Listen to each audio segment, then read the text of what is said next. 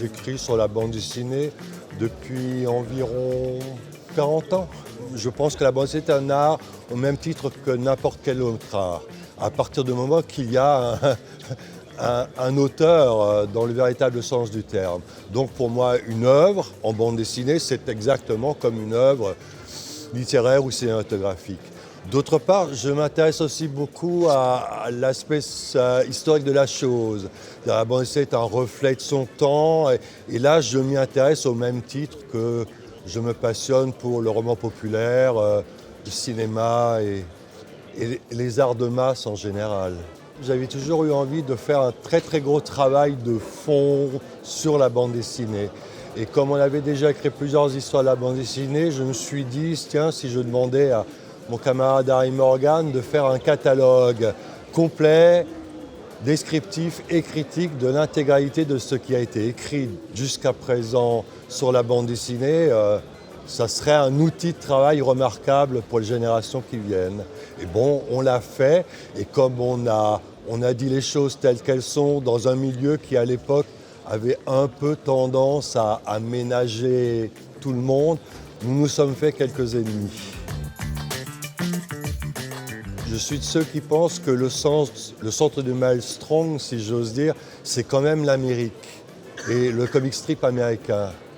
Autour, il y a le comics book et ensuite il y a la bande dessinée européenne, ce miracle qu'est la bande dessinée argentine, cet autre miracle qu'est la bande dessinée japonaise. Mais là, je crois qu'on peut expliquer historiquement pourquoi. Et bon, tout m'intéresse et d'ailleurs, tout a toujours été interconnecté.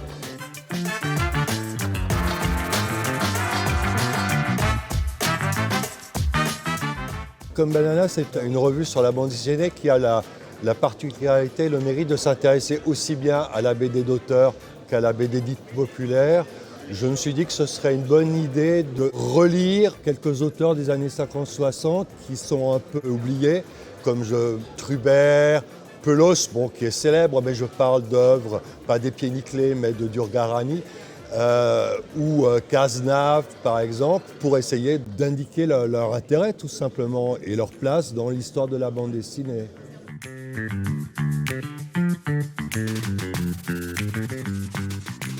Le problème de fond, c'est que pour qu'un auteur demeure dans la mémoire des amateurs de bande dessinée, il faut qu'il ait eu des albums.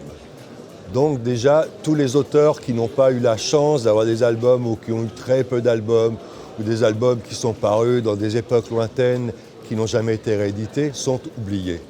Et en ce sens-là, je pense qu'il y a des auteurs comme, alors je citais Glossner, Trubert, on peut citer Pelos qui est connu pour les Pieds nickelés mais qui n'est pas connu pour cet artisan de l'image qu'il a été, qui a été à la fois l'homme qui a fait l'imagerie du Tour de France pendant des décennies, qui a été un important dessinateur de science-fiction, et oui, je crois qu'il y a beaucoup d'oubliés.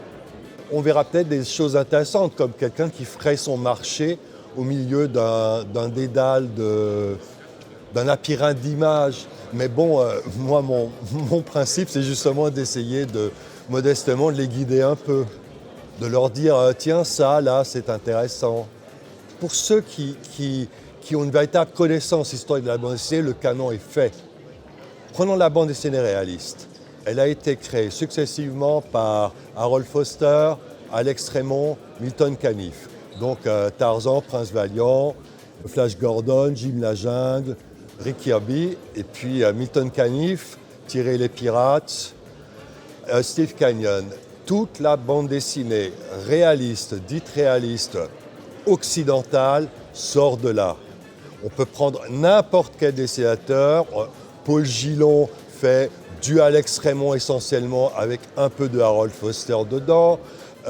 Gillin, à partir de l'après-guerre, est un émule de Milton Caniff.